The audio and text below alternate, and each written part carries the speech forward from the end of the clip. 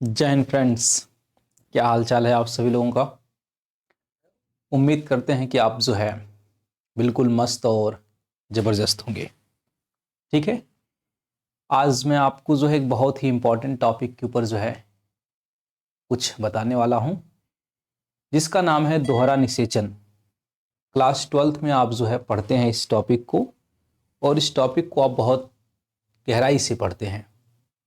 यह टॉपिक कितना इम्पोर्टेंट है बेटा, क्योंकि आप अगर कोई भी सीरीज उठा के देख लीजिए, कोई भी किताब उठा के देख लीजिए, उसमें आपको जरूर जो है ये प्रश्न ऐसा आपको दिखेगा जो 4 बार 5 बार 6 बार जो है बोर्ड एग्जाम के अंदर आया हुआ रहता है।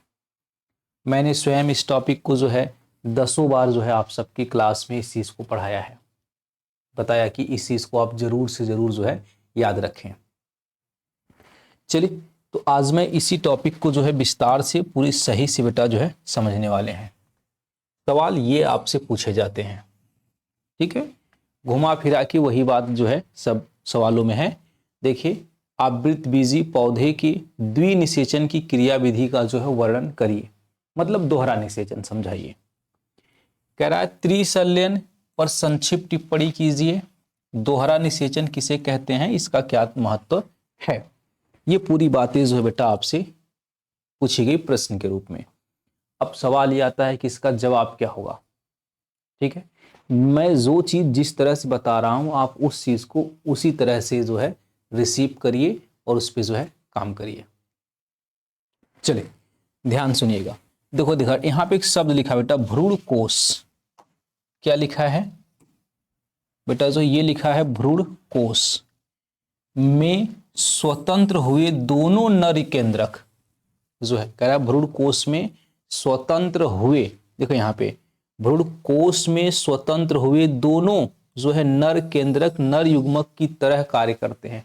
पहली बात यहां से याद रखना बेटा, जो भ्रूण कोश है में स्वतंत्र हुए दो नर युग्मक, मतलब इसमें क्या हुआ, दो नर युग्मक का निर्माण हुआ। एक मान लीजिए ये है, एक मान लीजिए ये है बेटा, दो नर युग्मक का निर्माण हो गया।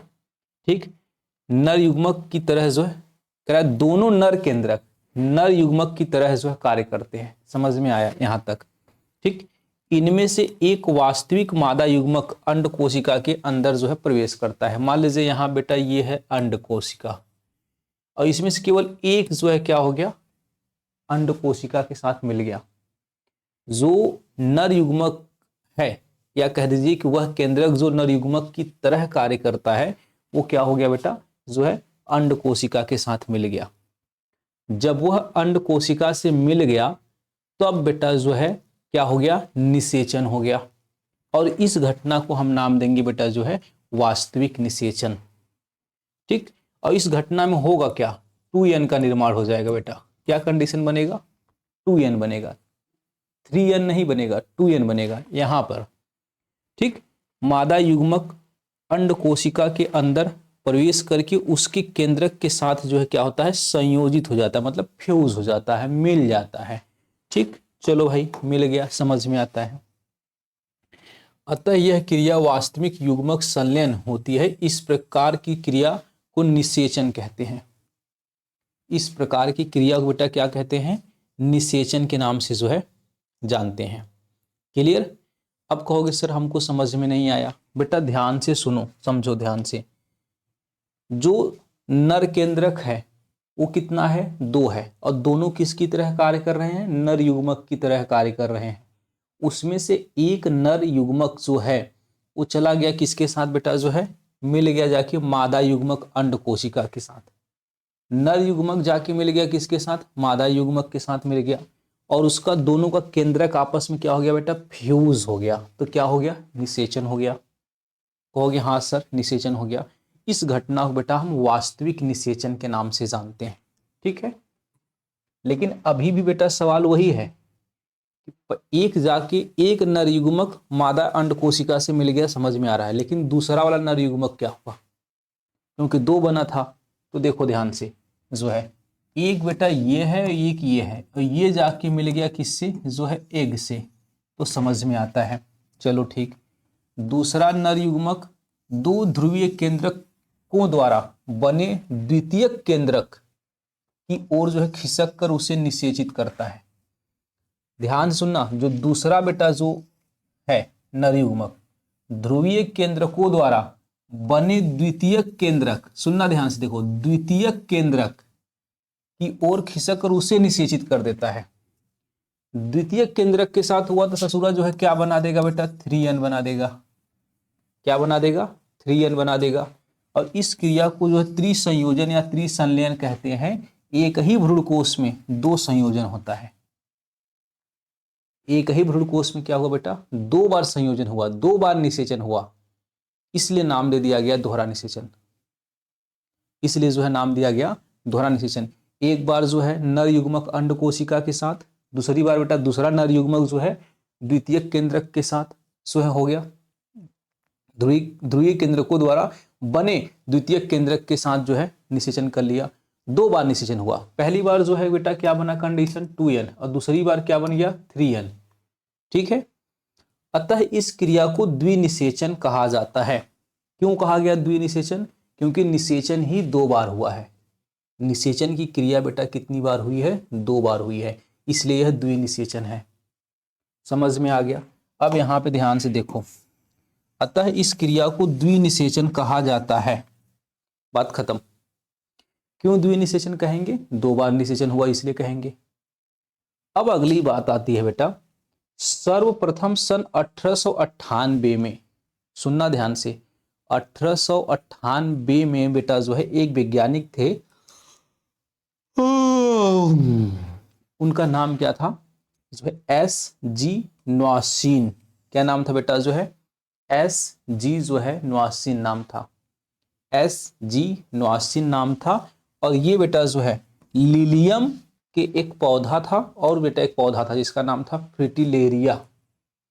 लिलियम मतलब नवासीन ने बेटा क्या किया, लिलियम और फ्रिटिलेरिया नामक जो है पौधे में जो है इसकी क्या किया, खोज किया।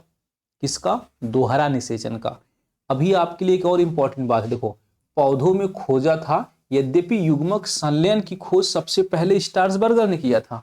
देखिए युग्मकों का संलयन होना, दो युग्मक आपस में मिलते हैं, इस बात की खोज करने वाला जो वैज्ञानिक था बेटा ना, उसका नाम देखिए स्टार्सबर्गर यहाँ पे लिखा हुआ है। स्टार्सबर्गर ने खोज दिया था, लेकिन स्टार्सबर्गर ने बेटा जो है दोहरा निषेचन के बारे में नहीं खोजा था। स्टार्सबर्गर ने जो है निषेचन के बारे में बताया, और दोहरा निषेचन के बारे में जो है S.G. नवासीन ने ही बताया था बेटा। सन भी याद रखना, कब बताया था भैया, 1898 में। ठीक है, द्विनिषेचन की क्रिया के फलस्वरूप क्या होता है, देखो अंड कोशिका अब द्विगुणित हो जाती है। क्या हो गई बेटा, डिप्लॉइड हो गई। द्विगुणित मतलब बेटा 2n।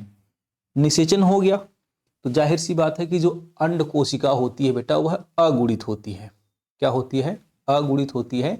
लेकिन इस कंडीशन में क्या कह रहा है बेटा, अंड कोशिका जो है द्विगुणित हो चुकी है, 2n कंडीशन जो है हो चुका है। कोशिका या युग्मनज बन जाता है, कोशिका या बेटा जो है युग्मनज बन जाता है। युग्मनज युग्मनज शीघ्र ही अपने चारों ओर सेलुलोज की कोशिका भित्ति बना लेता है। अतः इसे निष्कांड कहा जाता है बेटा। जो कोशिका भित्ति बनता है ना, युग्मनज बन गया, और युग्मनज ने क्या किया बेटा, चारों तरफ जो है अपने क्या बना लिया, सेलुलोज की कोशिका भित्ति बना लिया। उसको हमने क्या नाम दे दिया बेटा, जो है निष्कांड नाम दे दिया, जो ऊस्पोर्स के नाम से हम लोग जानते हैं उसे। यही कोशिका आगे चल करके भ्रूण का निर्माण करती है। अब देखो, जो नर युग्मक बेटा मिला है मादा युग्मक से, जब नर युग्मक मादा युग्मक से मिल गया तो आगे चल करके निषेचन हो गया। निषेचन हो गया तो क्या बनेगा, भ्रूण बनेगा। क्या बनेगा बेटा, भ्रूण बनेगा। तो है निर्माण करता है, और भ्रूणीय कोशिका कहलाती है। एम्ब्रियोनल जो है सेल के नाम से बेटा हम जानते हैं, क्योंकि उसी से क्या होगा, भ्रूण का निर्माण होगा। चलिए बात समझ, लेकिन अब आपको समझ में आ गया कि चलो नर युग्मक और मादा युग्मक मिल गया तो समझ में आ रहा है निषेचन हुआ और भ्रूण का निर्माण होगा। लेकिन ससुरा जो है, जो द्वितीयक केंद्रक के साथ मिला था नर युग्मक, जो त्रिसंलयन वाली जो घटना हुई थी बेटा, जो है द्वितीयक केंद्रक अब द्विगुणित जो है सॉरी द्वितीयक केंद्रक अब क्या हो चुका बेटा, जो है त्रिगुणित हो, ट्रिप्लॉइड हो चुका है, 3n कंडीशन, यही बता तो रहा हूं। जो है यहाँ पे अगर आप ध्यान से देखोगे इस जगह पे जो है देखो अंड कोशिका अब द्विगुणित कहाँ गया, यहाँ पे देखिए दूसरा नर युग्मक जो है ध्रुवीय केंद्रक द्वारा बने द्वितीयक केंद्रक के साथ हो गया। तो जो है अब द्वितीयक केंद्रक के साथ हुआ तो वहां पे क्या हो गया बेटा, जो है 3n का निर्माण हुआ, 2n ना होकर के क्या हुआ बेटा 3n हुआ। और इसे भ्रूणपोष केंद्रक कहते हैं।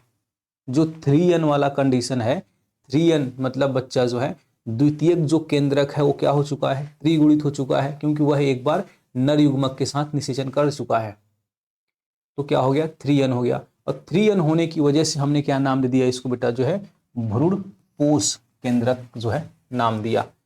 यह भ्रूणपोष का निर्माण करता है। बहुत इंपॉर्टेंट बात यहाँ पे लिखा है बेटा, जो है ये जो ट्रिप्लॉइड है कंडीशन, ये आगे चल के क्या हो गया बेटा, जो है भ्रूणपोष का निर्माण करता है। सवाल ये आता है कि भ्रूणपोष क्या करता है, ध्यान सुनना बेटा।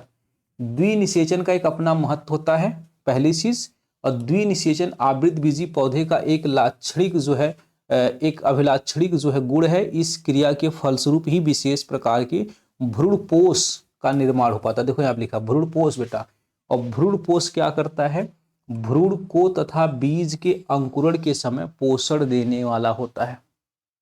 यह क्या करता है, पोषण देता है, ठीक है, यह पोषण देने का काम करता है। चलिए बेटा यहां तक बात समझ में आ गया, ठीक। देखो केवल एक निषेचन होने से भ्रूणपोष का निर्माण नहीं हो पाता है। आवृतबीजी पौधों में 2 बार निषेचन होता ही है। क्यों होता है, क्योंकि अगर एक बार निषेचन होगा तो बेटा भ्रूण का निर्माण हो जाएगा, पर भ्रूणपोष का निर्माण नहीं होगा। जब भ्रूणपोष का निर्माण नहीं होगा तो साला भ्रूण को पोषण कौन प्रदान करेगा, यह भी एक समस्या है, ठीक है। वही कह रहा है केवल एक निषेचन होने से भ्रूणपोष का निर्माण नहीं हो पाता है, अतः बीज अस्वस्थ रहता है। जब पोषण देने वाला ही नहीं है तो बीज कैसा होगा, अस्वस्थ होगा, सीधी सी बात है, ठीक। और इसमें जीवन की क्षमता नहीं रह पाती है। सोचिए जब उसे पोषण ही नहीं मिला तो भैया बेकार होगा ही, बेशक बेकार होगा, तो उसके अंदर जीवन की क्षमता नहीं रहती है। ऐसी अवस्था में बीजांड ही नष्ट हो सकते हैं। अतः यह एक अत्यंत महत्वपूर्ण बेटा जो है घटना है। बात खत्म। जितना भी चीज हमने आपको इस टॉपिक में बताया इसको पूरा जो है याद रखना है। ये एक बहुत ही महत्वपूर्ण टॉपिक है क्लास 12th का, इसलिए बेटा इसको जो है पूरी तरह से तैयार कर लीजिएगा। एक बार हमने आपको समझाया है, एक बार आप समझने की कोशिश करिए, एक बार लिखने की कोशिश करिए, पूरा कंसेप्ट बेटा जो है क्लियर हो जाएगा। तब तक के लिए जो है बाय बाय टाटा, आपका दिन जो है मंगलमय हो।